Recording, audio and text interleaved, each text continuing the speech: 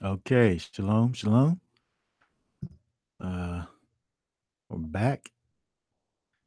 A little bit of a different timing here. We want to get into some things as we are going forth through this spring season. We want to deal with the fact that we are into the advancement of the counting of the Omer. We want to deal with that a little bit. I'm a day late, so we want to. I guess we're going to deal with two aspects, um, and then from here on, throughout the counting, we're going to put out a new little thing, a little snippet, throughout the 50 days. But I wanted to just deal with it a little bit. Um, in the beginning. So if we can just real quick, I want to get a little explanation here. If we'll look over at, I'll put this up on the screen. Um, talk about first fruits a little bit because we're uh, did technically, where we are now, where um, we've went through first fruits, before the sun went down. Um, but I want to look at the significance of it and go on to what I want to share for the day. So I'm gonna go over here to Leviticus 23, verse 9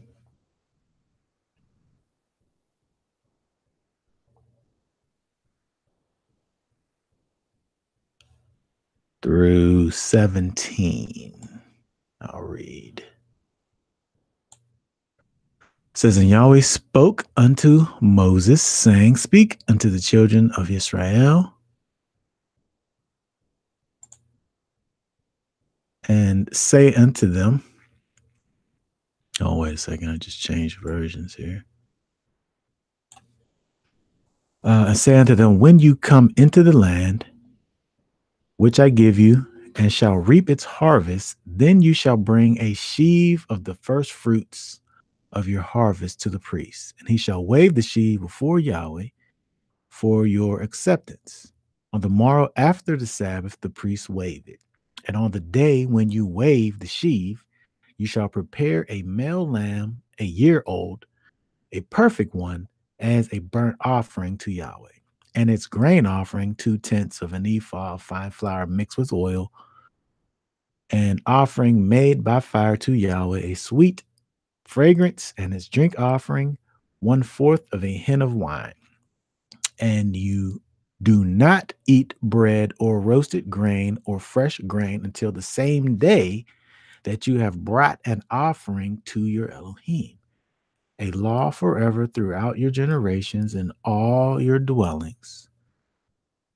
And from the morrow after the Sabbath, from the day that you brought the sheaf of your wave offering, you shall count for yourselves 7 complete Sabbaths. Until the morrow after the 7th Sabbath, you count 50 days. Then you shall bring a new grain offering to Yahweh.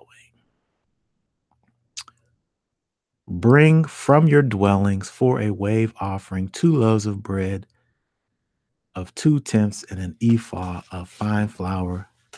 They are baked with leaven, first fruits to Yahweh.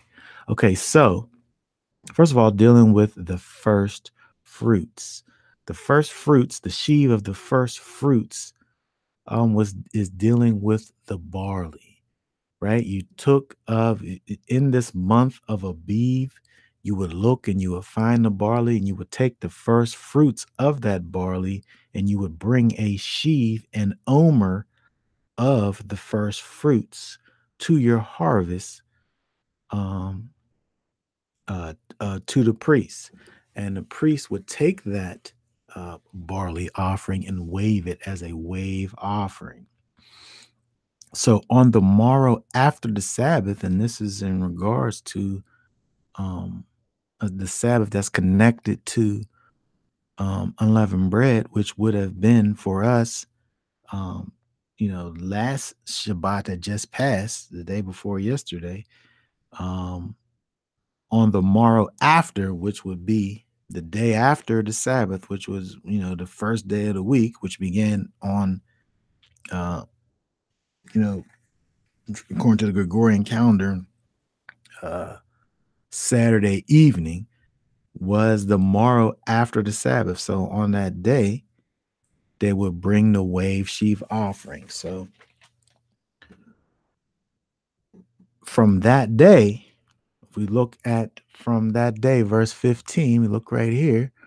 And from the morrow after the Sabbath, which was that day when you brought the wave sheaf offering, the first day of the week after the Sabbath, that's connected with unleavened bread, on that day, from the morrow after that day, from the day that you brought the sheaf, uh, you shall count for yourselves 7 complete Sabbaths. So now is the time that we count these days going up to Shavuot. 7 complete Sabbaths you shall count. Until the morrow after the 7th Sabbath, you shall count 50 days. So we're counting here weeks, 7 complete full week cycles, 7 complete Shabbats, 7 complete Sabbaths. Until the morrow after the 7th Sabbath, you shall count 50 days, right? So we're counting days and we're counting weeks. We're counting cycles of days, which would be considered weeks, right? The 50 days unto Shavuot. Shavuot is the feast of weeks, right? So I want to talk about briefly a little significance here with the first fruits. You brought the barley. You brought that first fruits of the grain. That was the thing that's ripe. That's what's ripe at this time is the barley. You brought the first fruits of the barley, and then when we get down to Shavuot, you make 2 loaves of bread of fine wheat flour. So what we want to talk about just briefly here is dealing with the fact that the when we look at the count of the Omer, we're going from barley, to wheat. We're going from this new unrefined grain that, we think about barley. It was basically, it was for animals. It was for the poor folks would eat of the barley. They would eat, it was something that you used for, um, you know, it was, again, this poor, unrefined thing that was being brought, the first fruits. This you didn't have to do anything to the um, offering. You just went and you cut it off of the thing as it was, and you brought that. It was giving you this picture of something you knew when that first fruits happened. It was the first sign of growth. You got that first sign of growth with the barley, and you brought that as a thanksgiving offering, thanking the Most High for what was to come, the beginning of this season. And then now, when at the fulfillment of this season, you get into the wheat, which will be ready. It will be ripe and ready at 50 days from now, where you will go ahead and make these 2 loaves of bread. So there's something that is kind of pictured for us when we look at this barley and this wheat. This, again, this unrefined food, going from this unrefined food to a refined thing, this wheat. loaves of bread, right? With the bread, now with the bread, this is something that you have to take the ingredients. You take ingredients, you mix them together. You knead them. You let them rise a little bit. You knead it again. I don't know what they do. What I have to ask the wife exactly the process, but the thought is that it's a process. There's a process that goes into putting this thing together. It's something that's refined. It's something that takes intellect in order to carry it out. There's measures involved, instructions involved in it, right? When you have this raw, unrefined thing, the barley, and then you have this refined thing that gives us a picture of instructions and intelligence that's connected to it. So you see a progression. You see this progression from this raw, unrefined thing to a refined thing, right? So we see this thing that gives us the thought about, you know, um, going from something that is, in its base, raw state, and then we see at the other end the growth, the maturation, this transformation thing that happens. So when we think about the this time, this first fruits, um, for us, it is a time of transformation. It is a time of maturation. It's a time of growth. It's a time when we go from one state to another. You're moving through, these various periods of growth. Um, when we look back, at ancient Israel, they spent their first fruits on their way to Mount Sinai to receive the commandments from on high. When we look back at the institution of the new covenant, when Yeshua became our Passover lamb, that first fruits would have corresponded with his resurrection, with the resurrection of Messiah.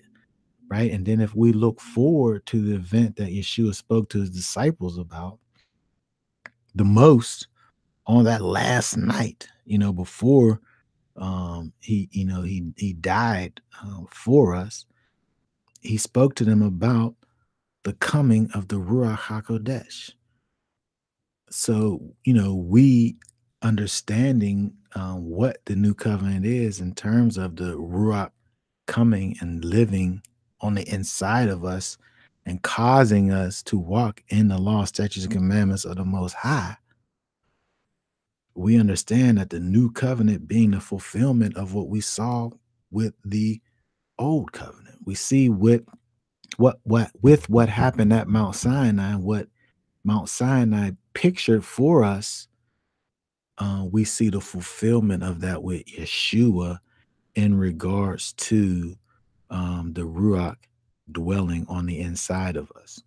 That first fruits of the spirit, that spiritual um, heart transplant that happens on the inside of us. So when we look at things like, we'll look at this other verse here. Let me pull this up in Romans. Let me share this. Romans chapter 8, verse 18. Verse 18 down to 23. I'll read. I'll see from here. For I reckon that the sufferings of this present time are not worth comparing with the esteem that is to be revealed in us. For the intense longing of the creation eagerly waits for the revealing of the sons of Elohim. For the creation was subjected to futility, not from choice, but because of him who subjected it in anticipation, that the creation itself also shall be delivered from the bondage of corruption into the esteemed freedom of the children of Elohim. For we know that all the creation groans together and suffers the pains of childbirth together until now. And not only so, but even as we ourselves have the first fruits of the Spirit, we ourselves also groan within ourselves, eagerly awaiting for the adoption, the redemption of our body. Okay, so what we want to concentrate on here is this first fruits of the Spirit. When we think about the Spirit in you, it's a seed planted in you that grows as you walk in it, right? The Spirit in you from the time that Ruach HaKodesh comes and lives and dwells on the inside of you is a seed planted in you that grows as you walk in it. So when we at this time think about that walk to what would be our total glorification, our total transformation, we progress in our walk to holiness and righteousness, right? So when we think about the first fruits of the Spirit in us, we can also think about progressing through the count to Shavuot, right? Because really it is a progression from carnal to spiritual. It's a progression of our animal soul, um, what we can see represented with the barley, and our spirit soul, that thing that we can see represented with the wheat. The barley again being that animal food, that poor food, that's giving you that base, that bottom, excuse me, level, right? And that wheat is not only the wheat, but it's the wheat loaves, it's bread that's made. So it's that refinement thing that goes on, right? So we're looking from the barley, from the wheat, from the carnal to the spiritual, to the animal, to the animal soul, to the spirit soul, from the unrefined to the refined, right? The spirit leads us in the character of the Almighty. So in this refinement, we grow, right? We progress as we walk in the Spirit, as we allow the Spirit to be the one that leads us and guides us. We become more familiar with the will and the ways of the Most High, right? Which causes us to have growth, which causes us to have progression, right? Which causes us to develop and mature and transform in His character. So when we think about uh, what we'll be going through with the counting of the Omer, I wanted to really look at, and make a kind of a process and so a intentional effort can be made to achieve, some sort of transformation, right? Because the only way really you are able to evolve in or progress in things is really to put things in action, right? So um, we look at we look at it's traditionally looked at, with the counting of the Omer to deal with seven um, emotional attributes, seven attributes that are connected to Yahweh, seven characteristics that we see in the Most High, looking at those characteristics and dealing with those characteristics on different levels throughout the count to Shavuot. So, what we want to do is, first of all, just look at these briefly, um, and as the days go on, we will deal with them more specifically. But the seven characteristics are loving kindness, which we'll be dealing with that first week, that chesed, gavura, which would be that justice and discipline and strength and might, that tiferet, which would be harmony and compassion, netzach, which is endurance, chod, which is humility, yesed, which is bonding, and malchut, which is sovereignty or leadership. So what we do is we'll look for a week at chesed, the first week. So we're already 2 days into it. So on the first day, you look at the what we do is for the 49-day period of the counting of the days, the 7 days of each of the 7 weeks. You know, they grow, right? So each week is representative of a specific attribute.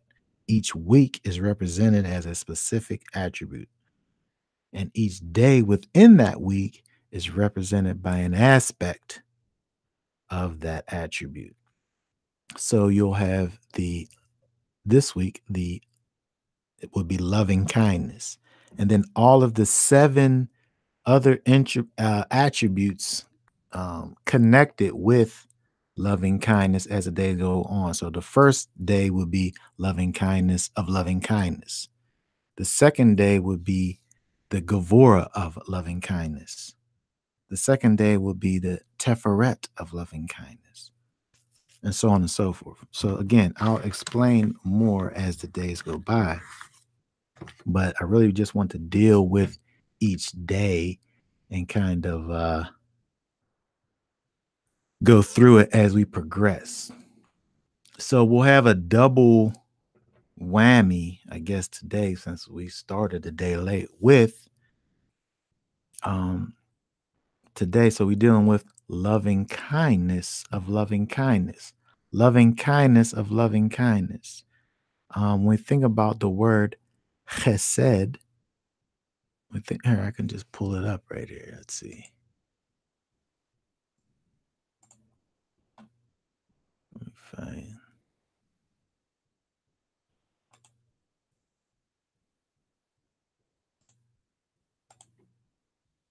chesed. Get up in the Strongs.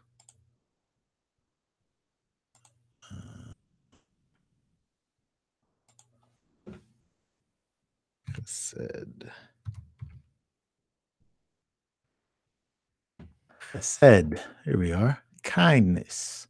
Kindness towards Elohim, piety, beauty, favor, goodness, um, kindness, mercy, right? When we think about chesed, loving kindness, mercy, faithfulness, and love. So if we were going to combine, if we was going to double up on chesed, we could look at chesed, since we see the idea of faithfulness in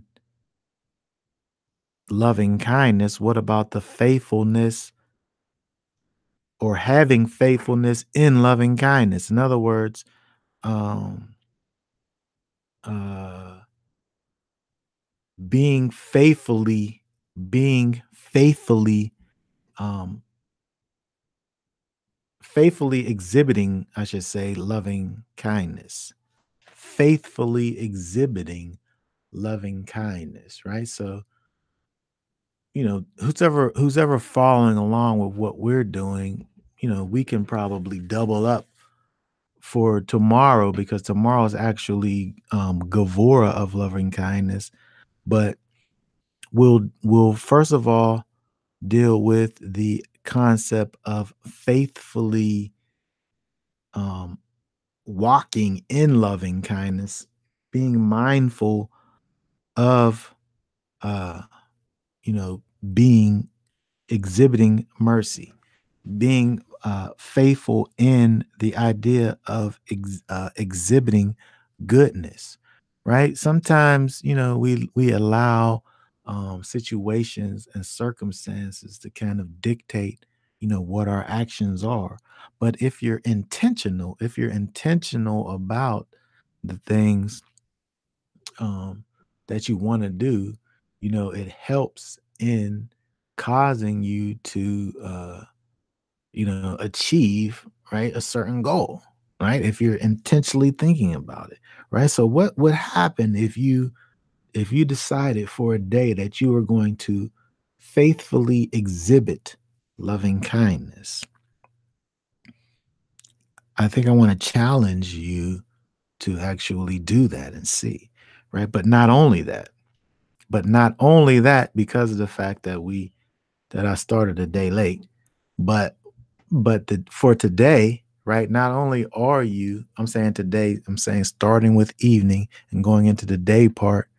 So all day part tomorrow, we want you to faithfully and intentionally exhibit loving kindness and mercy.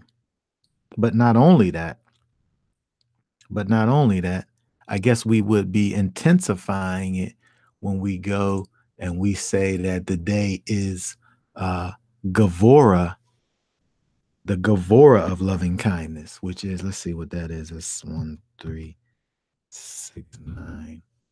Gavora, which is force and valor and mastery and might and power and strength, right? Um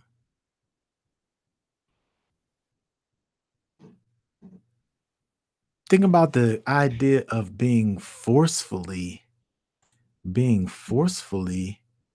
exhibiting forceful loving kindness. What's that even mean?